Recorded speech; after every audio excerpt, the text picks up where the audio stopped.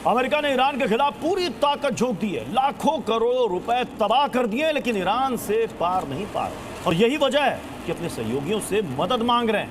लेकिन नाटो समेत कई देशों ने अमेरिका की मदद करने से साफ इनकार कर दिया, जिससे अमेरिका इस जंग में अकेला पड़ गया।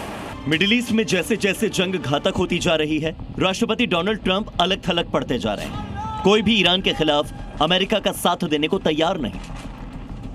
यूरोप हो या फिर एशिया, हर देश कहीं ना कहीं ईरान के तेल पर निर्भर है। कोई भी ईरान के खिलाफ जंग लड़ने का जोखिम उठाने की हिम्मत अभी भी नहीं जुटा पा रहा। उल्टा अमेरिका से जल्द युद्ध खत्म करने की बात कर रहे हैं। जर्मनी के रक्षा मंत्री बोरिस पिस्टोरियस ने अमेरिका के उस प्रस्ताव को ठुकरा दिया जिसमें सहयोगी देशों से उन्होंने सैन्य समर्थन की मांग की थी। वहीं अमेरिका अपने सहयोगी देशों से खुलकर साथ देने की मांग कर रहा है। एक दिन पहले ट्रंप ने नेटो देशों को धमकी भी दी थी। उन्होंने कहा कि अगर सहयोगी देश हॉर्मुज स्ट्रेट को खुला रखने में मदद नहीं करते तो नेटो का भविष्य बहुत खराब हो सकता है। डोनाल्ड ट्रंप की धमकी के बावजूद कोई भी अमेरिका का साथ देने के लिए तैयार नहीं है। ब्रिटेन के प्रधानमंत्री कीर स्टारमर ने कहा कि वो बड़े युद्ध में उलझने वाले नहीं हैं। कनाडा तो पहले ही मना कर चुका है। लगातार सहयोगियों से मिल रहे धोखे से ट्रंप की खिसियाहट और बढ़ती जा रही है। उन्हें भी पता है कि ईरान से अकेले मुकाबला करना उनके लिए आसान नहीं, क्योंकि ईरान ईंट का जवाब पत्थर से दे रहा है। ईरान के अहम हथियार हैं हॉर्मुज स्ट्रेट और तेल का भंडार, जिस पर सभी देश निर्भर हैं। इसीलिए जलती आग में कोई हाथ डालना नहीं चाहता। लेकिन ट्रंप के लिए ये जीत से ज्यादा अब नाक की लड़ाई है, उनकी साख की लड़ाई है। यही वजह है कि हॉर्मुज के साथ साथ खार्ग द्वीप पर आंखें गड़ाए हुए है ट्रंप, लेकिन ईरान इतनी जल्दी हार नहीं मानने वाला।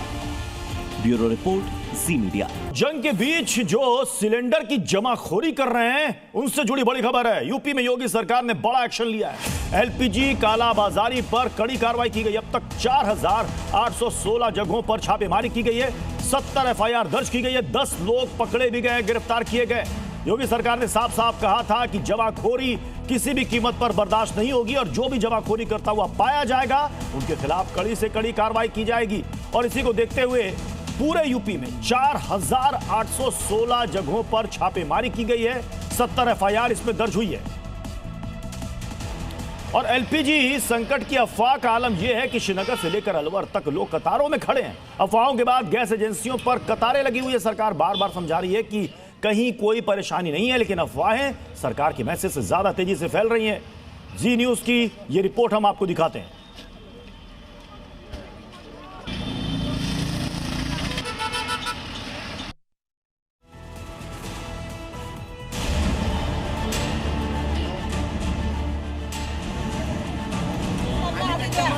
जमाखोरों ने लगा दी कतारें, अफवाहबाजों का आतंक। ईरान इजराइल के बीच जंग छिड़ी तो मिडिल ईस्ट के साथ पूरी दुनिया में हलचल मच गई। जहां खाड़ी के आसमान में गोला बारूद बरस रहा है, वहीं भारत में अफवाहबाजों ने एक अदद सिलेंडर के लिए पूरे देश को लाइन में लगा दिया। सबसे पहले श्रीनगर की तस्वीरें देखिए, जहां सिलेंडर के लिए लोग काम धाम छोड़कर कतार में खड़े हो गए। ईद आने वाली है और एलपीजी संकट की अफवाह से लोग सड़क पर आ गए। हर किसी की एक ही कोशिश है कि किसी भी तरह एक सिलेंडर मिल जाए। कुछ लोग तो इसके लिए सुबह 7 बजे से ही कतार में लग गए। हालांकि प्रशासन का कहना है कि घबराने की जरूरत नहीं है। आप सिलेंडर बुक कराएं, जो खुद ब खुद घर पहुंच जाएगा। लंबी कतार यहाँ पर लगी हुई है और लोगों का कहना है कि कल भी इस तरह की एक लंबी गैस सिलेंडर्स की लाइन लगाई गई थी। सुबह 7 बजे से लोग यहाँ पर खड़े हैं। अभी तक गाड़ी जो है पहुँची रही है जो इनको गैस रिफिल करके देती। और इस तरह के जो दृश्य हैं कश्मीर में कई जगह पर देखने को मिल रहे हैं। रतलाम में तो गैस एजेंसी के गोदाम पर लोग कतार में खड़े हैं। जिनके पास सिलेंडर भरा है वो भी लाइन में है और जिनका सिलेंडर खाली है वो भी कतार में। अफवाहों के बाद लोगों के मन में डर बैठ गया कि पता नहीं सिलेंडर मिलेगा भी या नहीं। हालांकि तस्वीरों में आप देख सकते हैं कि सिलेंडर की कोई कमी नहीं है। अगर लोग सब्र रखें तो सबको उनकी बारी आने पर सिलेंडर मिलेगा। बुकिंग में परेशानी तो आ रही है, बट यही है कि जैसे टंकियाँ लग रही है 1-1 महीने में आ रही है। आज बुकिंग करी तो 1 महीने बाद टंकी आ रही है। तो ये इतना लंबा पीरियड तो हर व्यक्ति के बस का बाहर है, क्योंकि परिवार बड़े हैं। किन के परिवार बड़े हैं, किन के छोटे हैं, तो हर परिवार में ये चीज़ संभव नहीं है। तस्वीरें मुंबई से सटे कल्याण की हैं, जहां बड़दा इलाके में गैस गोदाम के बाहर लोग सिलेंडर के साथ लंबी लंबी कतारों में खड़े हैं। वजह यहाँ भी वही, कहीं से अफवाह सुनी कि सिलेंडर का संकट है और सुबह उठते ही लोग कतारों में लग गए। मैं इस मामले में शिवसेना जैसी पार्टियों के नेता वहां पहुंचकर नेतागिरी कर रहे हैं, लोगों को भड़काने में लगे हैं। यूपी के संत कबीर नगर में भी वैसी ही तस्वीरें हैं जैसी देश के दूसरे हिस्सों से सामने आ रही हैं। लोग गैस गोदाम के सामने अपनी बारी का इंतजार कर रहे हैं। हर किसी के हाथ में गैस किताब और एक अदद सिलेंडर है, लेकिन सब जानते हैं कि नियम कायदे से चलेंगे तो सबको सिलेंडर मिलेगा। ये लाइन लगी है गैस की, हम लोग सुबह 7 बजे गैस नहीं मिला है। और पहले गैस जो मिल जाता था हम लोग को 1 दिन मिल जाता था, 2 दिन मिल जाता था। इतनी भीड़ चल रही है, कम से कम गैस के लिए बहुत प्रॉब्लम हो गई। कभी ओटीपी आती है, कभी ओटीपी कैंसिल हो जाती है, तो इसके भी थोड़ी समस्या है। सर्वर की समस्या है, कंपनी से भी बात हुई है, सर्वर के लिए प्रयास कर रहे हैं एक्सपेंड करने की।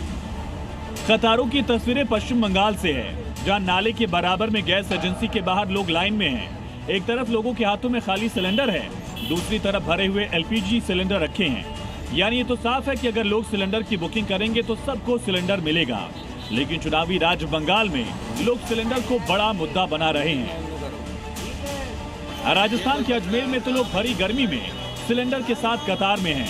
अफवाहों के बाद लोगों ने सुबह से ही गैस एजेंसी के बाहर लंबी लाइन लगा दी, लेकिन जिन लोगों की बुकिंग नहीं थी उन्हें सिलेंडर नहीं मिला तो कुछ लोगों ने हंगामा मचा दिया, प्रशासन की घेराबंदी कर दी। कुछ देर के लिए अफरा तफरी भी मची।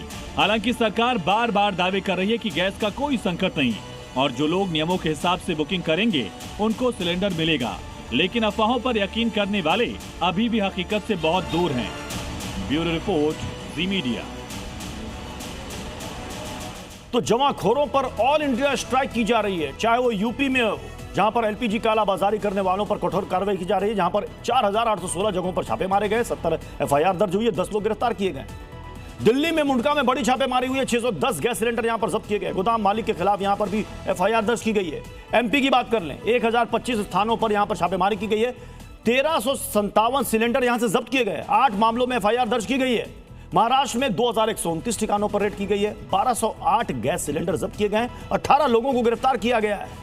नासिक में एलपीजी ब्लैक मार्केटिंग का शक है, 8 लोगों के खिलाफ यहां पर भी केस दर्ज हुआ है। 447 सिलेंडर रखने का इस पर आरोप था। 158 भरे और 289 खाली सिलेंडर यहां से जब्त किए गए। सड़क किनारे खड़े ट्रक से बरामदगी की गई है नासिक में। तो यह हालत है कि एक तो लोगों को भ्रम फैलाकर, अफवाह फैलाकर कतारों में खड़ा किया जा रहा है, और यहां देखिए सिलेंडर कैसे छिपाकर गोदामों में या घरों में रखा जा रहा है, और इन सब के खिलाफ पूरे पैन इंडिया बड़ी कार्रवाई की जा रही है। अब सोचिए 158, कहीं 200, कहीं 300 भरे हुए सिलेंडर मिल रहे हैं। तो आखिर ये क्या बताता है कि गैस सिलेंडर की कमी है या फिर जमाखोरों ने लोगों को लाइनों में लगा रखा है। ये देखिए श्रीनगर, कल्याण, पश्चिमी मेदिनीपुर, रतलाम, संत कबीर नगर, अलवर की तस्वीर, लंबी लंबी कतारें लगी हुई हैं। अब जिन लोगों के पास सिलेंडर जो महीने में 1 से 1.5 महीने चल जाता था छोटे परिवार में, वहां पर भी ऐसा पैनिक क्रिएट कर दिया गया है कि लोग 10वें दिन कह रहे हैं कि हमें एक और सिलेंडर चाहिए। अब आप समझिए, कई लोग तो ऐसे हैं कि चाहते हैं कि वो 3 से 4 सिलेंडरों का स्टॉक जमा कर ले, चाहे जैसे भी कर ले, और इसी में चांदी हो गई है कालाबाजारियों की, जमाखोरों की। वो सीधे सीधे मना कर दे रहे हैं गैस एजेंसी वाले, और इन सब के खिलाफ कड़ी कार्रवाई की जा रही है।